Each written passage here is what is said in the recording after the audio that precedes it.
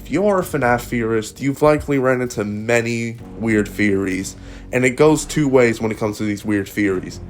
They either weirdly work, or it's just straight up weird. It just does not work in the slightest.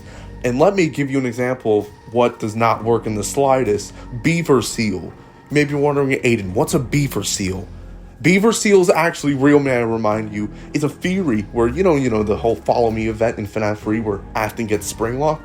So yeah, when he gets sealed away, it's not by any human character, not by Henry, Michael, or whatever. It's a beaver. A beaver sealed him away. Don't even ask me how anyone believes this. I don't even know if anyone does believe this. This could be literally some shitpost for all I know. Okay, enough of me rambling about some random ass theory that one Redditor talked about in 2015. Let's get on to what I'm on about. The reason why I mentioned weird theories is because this one's gonna be weird, okay? I'm just gonna be straightforward with you. Now, I didn't entirely make up this theory. People have theorized about this before, but there are some parts where I have made up in order to add into the video to at least make it a little more original, you know? But I just really want to talk about this. Are you ready for this crazy theory? No? Well, too bad, because we're gonna go talk about it like right now. In Security Breach, you go to the Endoskeleton Warehouse. At first, it just seems normal. Instructions of what an endoskeleton should and shouldn't do, but as you keep on exploring, it gets really weird. Throughout the warehouse, there are multiple references to Moondrop and his candy. It's also worth mentioning that some of the rooms kinda look daycare-ish, if that makes any sense. Now, I feel like the Moondrop candy and Moondrop as a character has a lot of importance, and I will explain why. In Security Breach and the Ruin DLC, Moondrop talks a whole lot about, ooh, it's bedtime, oh, it's nap time. Now, what if I told you there's actually a reason for that, and it's not just some creepy lines? Let me explain. As we explore through the Pizzaplex, there are multiple advertisements showing a candy called Moondrop Sleepy Time Candy. Now you may be wondering, what's a Moondrop Sleepy Time Candy? Well, it's pretty simple. It's likely just some candy that makes you go to sleep. Likely marketed towards kids who are misbehaving or just kids who are having trouble sleeping. Sure, it sounds innocent in paper. What if I told you that in practice, Fazbear Entertainment's utilizing it in horrible ways? I think that Moondrop and the candy are being used to make children go to sleep, and Fazbear Entertainment brings them to the Endo Warehouse to experiment on them.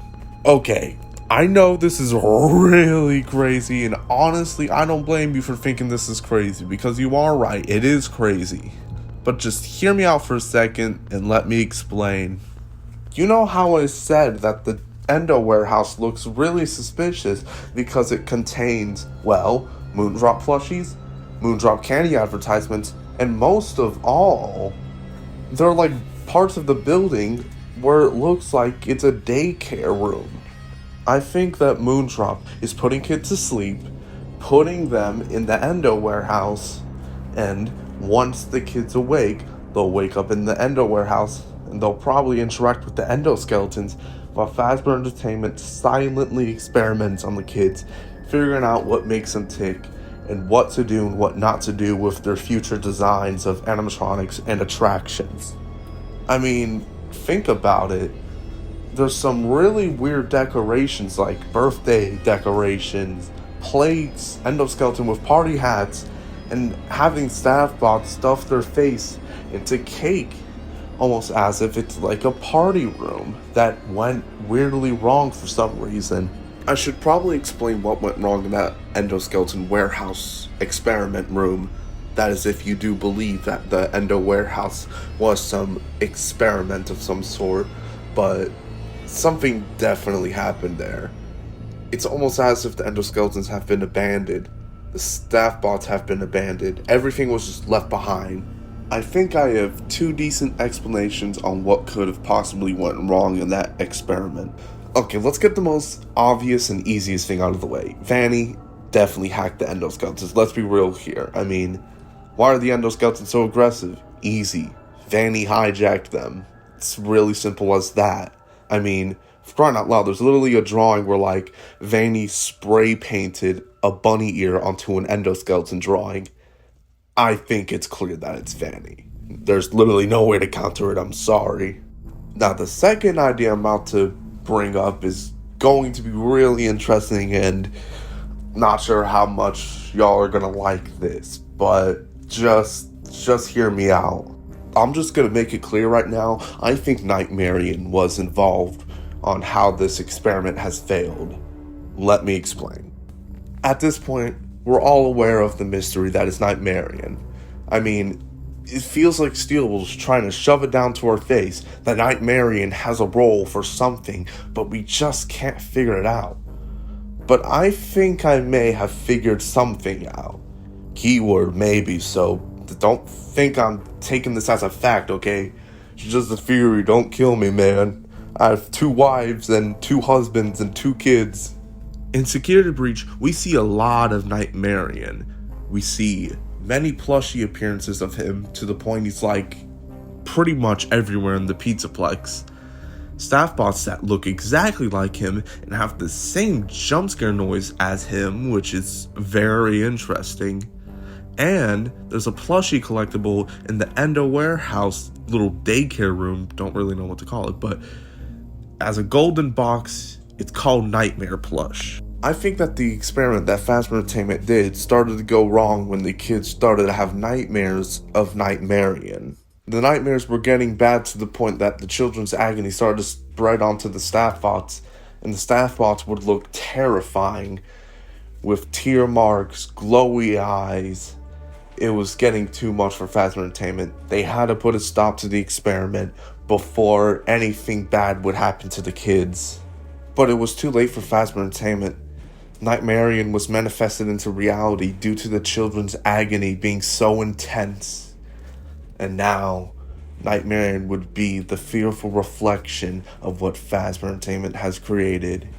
He is everywhere in the Pizzaplex, no matter where you go. Now, if you ask me, I think that's a pretty satisfying explanation on why Marion is everywhere, but we do have to get into the evidence, and we do unfortunately need to get into the flaws with this theory. Every theory has a flaw, and I might as well mention the flaws of this theory. Alright, let's get into the evidence of this theory. Like I've said before, Moondrop's voice line says a lot about nap time, or it's past your bedtime and you must be punished, which, you know, probably makes sense because he's a nighttime animatronic when the lights are out. And with the candy, it seems like Steelwool on Twitter kind of hinted that the candy could have a little more of a darker use, since they say, hey, take your candy to go to sleep, which I guess you could argue that it doesn't mean what I think it means, which that is a fair argument, but it's such a weird out of nowhere tweet. Why would they mention the Moondrop candy when they could just mention Moondrop as a character? For the whole Endoskeleton Warehouse experiment thing, I think there's actually a decent amount of evidence kind of showing that it was used for experimenting. I mean, there's like little daycare-like rooms where it's all colorful, which could be potentially used for a little fun room for kids. And there's like birthday cakes, Endoskeleton with a party hat, and there's a little bit of balloons, which I feel like it was made for kids, you know, for them to enjoy. They wouldn't want a dull warehouse. They want a warehouse that is full of colors and joy, and Endoskeleton with party hats. Now, for the Marion idea, that I feel the most confident in, because for one, in the Endoskeleton room, there's a Marion plushie that you can collect in a very weird room where an Endoskeleton is just lying down. There's a TV monitor of the Moondrop candy advertisement, which, why would they put it there unless it's showing Marion's origins? Especially worth noting that one of the arts of the Endoskeleton Warehouse has a little girl in the FNaF 4 bedroom, absolutely terrified, So that kind of implies that Night Marion could have been haunting some kids' dreams. Now you may be wondering, how can Night Marion manifest into reality even though he's in some kids' dreams? Well, easy. Agony. Now you may be wondering, what is agony? Well, I'm going to put it simple as I possibly can. Agony is like an affection. It's the result of a negative emotion from a human. It's kind of like an infection in a way. Well, spread like one. It can be put into an object, or it can be quite literally an infection. What I'm saying is that Night Marion is an agony creature, the results of a child's negative emotion, and Night Marion spreaded throughout the Pizzaplex. The agony spreaded throughout the Pizzaplex, hence all the Night Marion staff bots and the plushies being everywhere, because the agony spread through the Pizzaplex. Simple as that. Now, we talked about the positives, but unfortunately, it's time to get to the negatives. We've delayed the inevitable long enough. It's time to look into this and see the flaws. Let's start off with the whole Moondrop and Moondrop's candy thing. Now, for the whole bedtime line, that could have been used for creepy reasons, and when putting us to bedtime, he means just absolutely murdering us. And the Moondrop candy, now yes, I did use the Steel Wool tweet as evidence, but maybe it's not really used to put kids to sleep, to put them in the experiment room. It could just be some candy to calm kids down, like melatonin. So that kind of weakens the theory.